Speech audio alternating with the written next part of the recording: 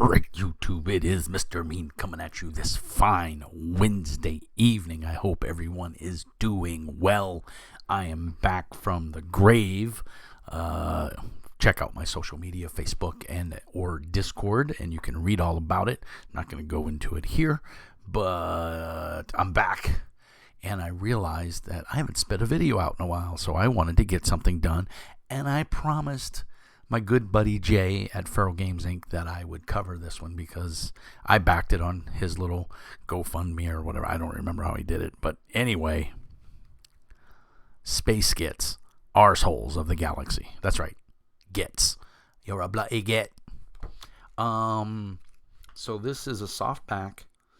It's on drive-thru. I think I bought it through drive-thru, and then I don't remember if I backed it or not. Jay has so many freaking games. The guy spits games out like I change underwear. I don't think we have 101 pages roughly. Softback, perfect bound. Get it on drive-thru RPG. Use my affiliate link. Help support the channel. That's always a good thing. I apologize if my voice is a little rough or deeper than normal. Getting off a bent of being sick. But I wanted to go through Space Gits because this is one that should be on your gaming shelf.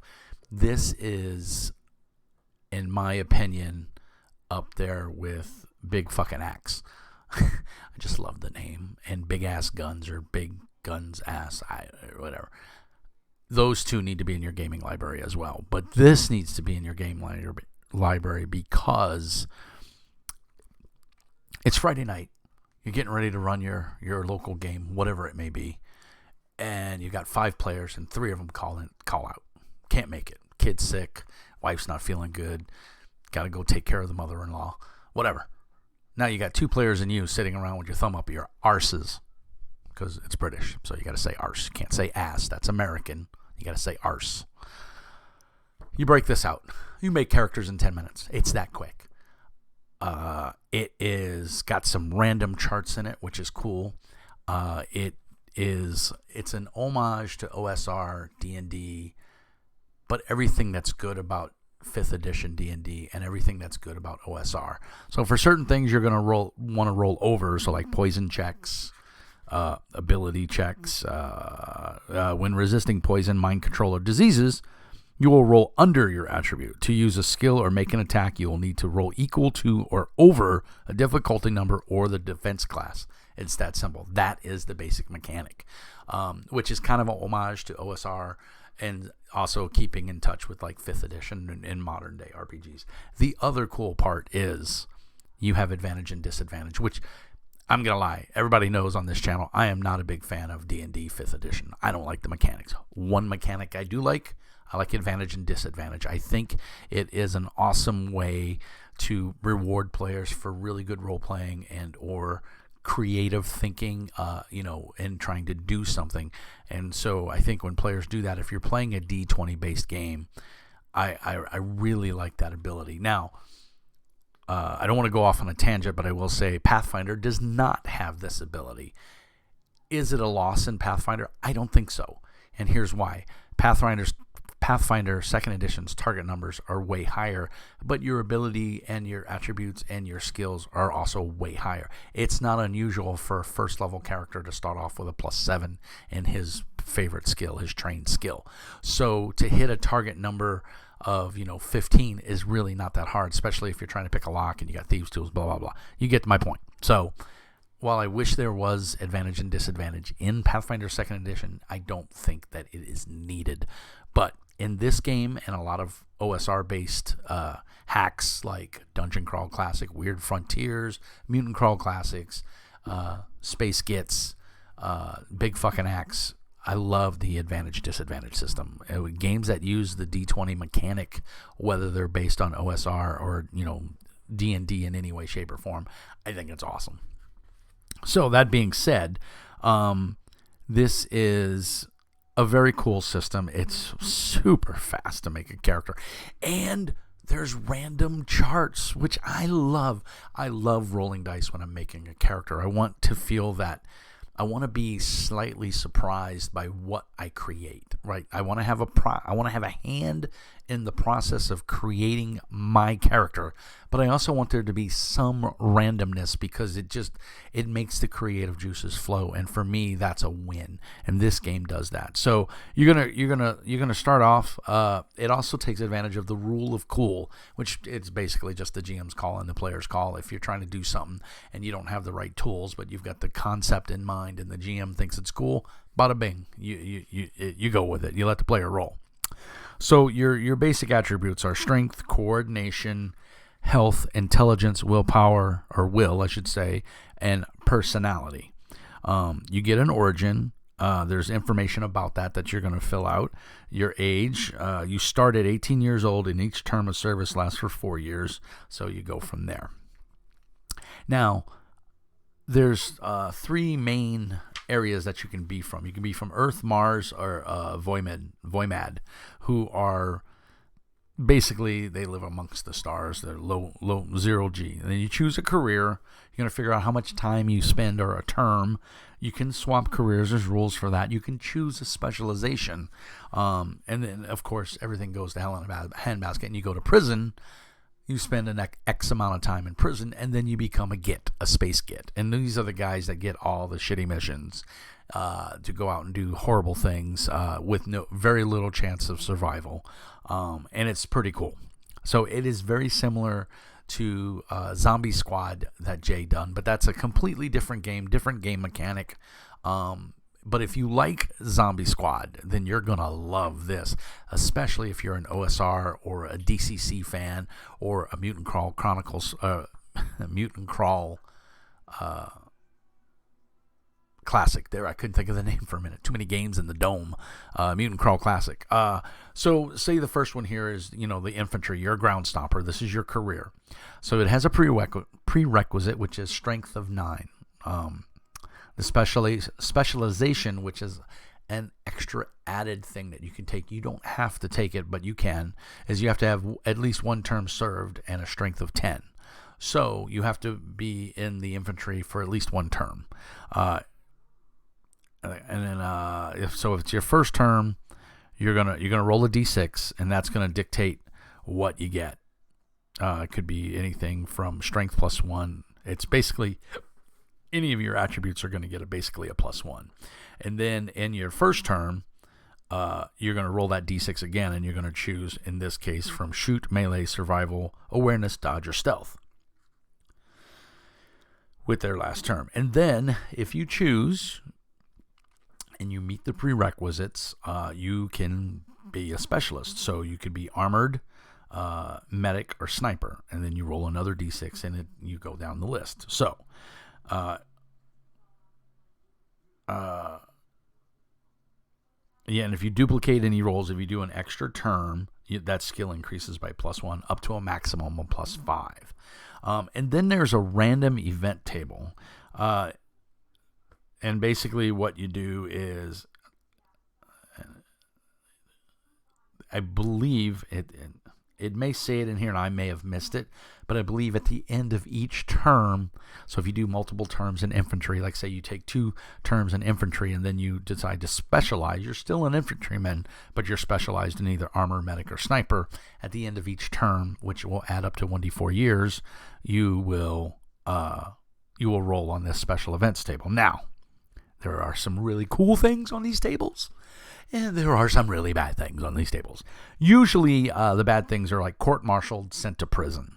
And then it gets, you can get injured. Like I said, the joy is rolling on the table and figuring it out.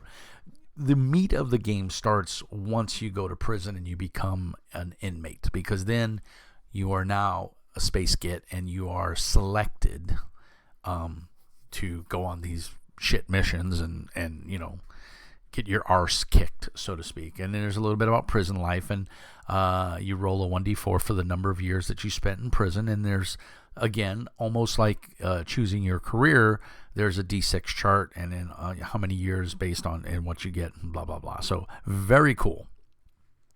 There's also specializations in prison. You can be a fixer, the guy that makes things happen. You can be an enforcer, the muscle, or you can be a chemist, the guy that makes the recreational drugs to keep everybody happy. And the same thing. And then, of course, there is, well, number one on the D20 event roll is death. An argument with another prisoner leads to your death. So you restart character creation. So very much to your Traveler homage and some other games, Twilight 2000, you can pretty much die in character creation, which I think is amazing. And then it goes into your derived stats and everything, how to figure that out. And improving, now this is where the game shines, improving your Git. There's no experience charts here, kids. There's no list of, when I level up, I get A, B, and C, or X, Y, D. You level up when the GM says you level up. You get experience based on a die, which is based on character creation. Now, I'm not going to spoil that because I don't want anybody min-max. Buy the book, figure it out. If you want to read ahead and figure it all out and min-max, that's on you. But I'm not going to give it away. But it's creative and it's nuanced. It's kind of hidden towards the back of the middle of the book. But I think it's cool. And I think if you're the GM and your players haven't watched this video, just let them go through character creation. Don't spoil it. Don't tell them how to min-max. Let them create the character from the ground up and experience the joy that is Space Gits. But there's a milestone. So when the GM feels that you guys have leveled up or done enough to level up, which remember, that is an optional rule in games like D&D and Pathfinder. I love the milestone advancement track because it keeps players from killing everything. Now they're not worried about, if I kill this room full of goblins, do I get enough experience to level up? Now they're more open to, if I negotiate with this room of goblins, do I level up? Which changes the dynamics of your gaming group. If you've got murder hobos and they go in there and they kill everything and they don't level up after 2 or 3 sessions, they stop and they think. And I know this. I have proven this with numerous gaming groups. You don't use a leveling system or an experience point based level system. Your players will change the style of play that they do. Your murder hobos will stop. It may take several sessions, but they will stop and they will think about it. And then they will realize that I don't have to kill everything in the room. Sometimes I need to role play, or I need to deal with the situation instead of just using my axe. So it's, in my opinion, it's very cool. So when your GM says that you've reached a milestone, you get to spend an experience die. And again, we're not going to go into how you get that, but you get an experience die and you roll that die, and whatever that die comes up, you get X amount of experience. So if you roll a D6 and you get a 4, you get 4 experience points. And here's the cool part. You can bank them. You can hold on to them to buy what you really want. Some of the example costs are increasing a skill from negative to 0 cost you 2 XP. And then a little further down the line, if you want to increase a skill from +3 to +4, that's 5 experience points. And that's per skill, by the way. That's not, that's not any skill that's a 3, and I bump all my 3 skills to level 4. It's only 5. No, that's per skill. If you want to buy a new talent, it's 5 XP. Now, you got to remember, it's going to be based on certain factors when you create your character. So you may be rolling a 1d4. It might take a long time to get up to that 5 XP. Especially if you keep rolling 1s on your D4, which this guy.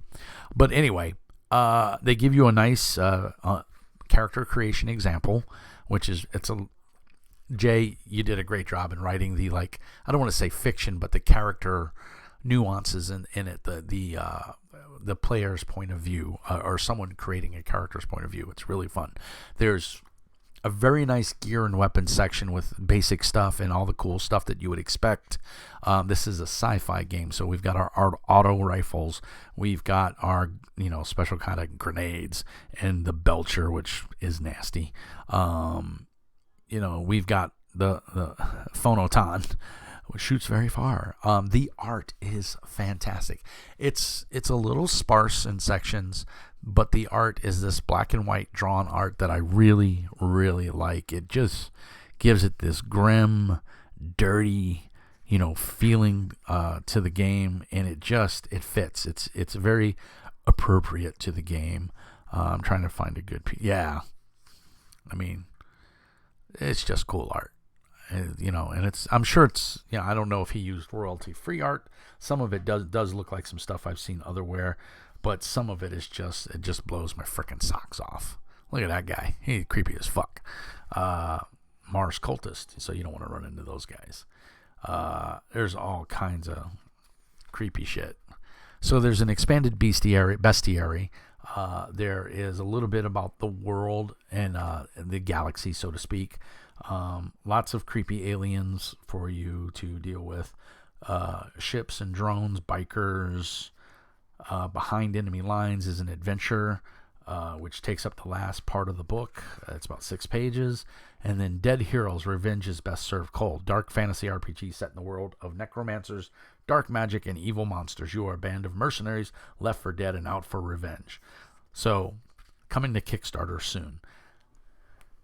Do yourself a favor. Spend the 10, 15, 20 bucks. I don't even know what this costs. I don't remember. Get it on drive-thru. Get the PDF or buy the physical copy. Use my discount code. It helps support the channel. Puts food on my table and helps keep me doing these videos, which I enjoy doing. And evidently, by the number of subscribers I have, you guys enjoy watching it. So I thank you very, very much. I can't say enough good things about this, guys. It's simple. It's fast. That Friday night when half of your gaming group bails on you for whatever lame reason they give you, you got you and your buddies, break out some D20s and some D6s and start rolling dice to create a character. You don't even need a character sheet. There is a character sheet in the back of the book. It's very simplistic, but you don't even need it. Just get a sheet of paper and write everything down. Use your iPad, on a notes taking, whatever, and play the fucking game, guys. It's awesome. It's Space Gits. Be the arseholes of the galaxy. You're gonna have fun. It's silly. It can be grimdark if that's the way you want to run it. To be honest, I could see running Warhammer 40K using this. You don't like the percentage-based Warhammer rules, and let's face it, they leave a little bit to be desired. Even the second edition of like Inquisitor, they cleaned it up, but it was still, I ran it for my group, and we weren't overly impressed. So you got the mechanics. It's easy to make everything else fit. No psychic powers, but I don't know, Jay. Maybe Jay will make an expansion that will include psychic powers. It's super cool. Jay, thank you so much. It's another cool game on my shelf from FeralGamesInc. Get it on drive-thru RPG. Use my affiliate link. Help support the channel. What else do I gotta say? Like and subscribe as always. Tell your friends if they like tabletop games. You like the talking head thing. If there's a game you want to see, send me a message. I'm on Patreon. $5 a month. Get you access to the Discord. Get you designated as a Patreon member. Get you put into usually bi-monthly drawing for free shit. When I get extra copies of games and stuff, which happens, I put them into a drawing and I send it to you. So you don't have to do anything but give me your address. And most of my Patreons have their address in Patreon, so I really don't have to reach out to them. I just did a mass mailing of stickers to all the Patreons and any of the members on my Discord that wanted Mr. Mean stickers. So that happened. So yeah, we do cool things. I do run games occasionally on Foundry and or Discord. And so if you're a Patreon member, you get first dibs on those. I also have an alternate show called That Game, which is where I get a couple of the Patreon members get first dibs, but then if I don't get enough, usually I like 3 other people besides myself, then I'll shout it out to the Patreon or to the Discord members, and everybody gets to pick a game that's influenced them in some way, shape, or form, and they get to talk about it for a little bit, and we record it, and it's pretty cool. We're getting ready to do one here very soon. I was supposed to have done it Mother's Day, but unfortunately I was not feeling well, so I couldn't record. So that's about it, guys. help support the channel. Thumbs if you liked it, subs if you loved it, as Dave 2D says. If you haven't watched his channel, go watch it. He's a tech reviewer. He's awesome. He's been doing it for years, and I really like his opinion and his views on technology. So stole that from him, and then of course all the notes will be down in the doobly-doo, which I stole from Matt Colville, who stole it from somebody else. So plagiarism is the grandest form of flattery. That's about it, guys. Peace and hair grease. Thanks for watching. Appreciate everything. Leave comments down below if you have questions. I'll try to answer them. Hit us up on the Discord if you got questions. Let's talk about those RPGs. We have a super cool Discord. Lots of people in there. Lots of indie press designers. Hit me up on Facebook. I have my personal Facebook page, and then I have Mr. Mean Speaks, which is a Facebook group where we discuss and we do all kinds of games. I'm also into miniatures, as you can see behind me. It's a little washed out by all the bright lights, but I'm painting up my Blood Bowl team, Nurgle's Rotters, for Blood Bowl. I've gotten into Blood Bowl pretty deep, and I'm really enjoying it. I played my first game last Tuesday, and I absolutely loved it. I fell in love with it. So hopefully playing real soon again, and we'll go from there. So as always, like and subscribe. Peace and hair grease. I've babbled on long enough. I love all of you guys. Keep it classy. Don't be an arse. And if you're going to be an arse, be a Space Skits Arts. I'm out, everybody. Take care.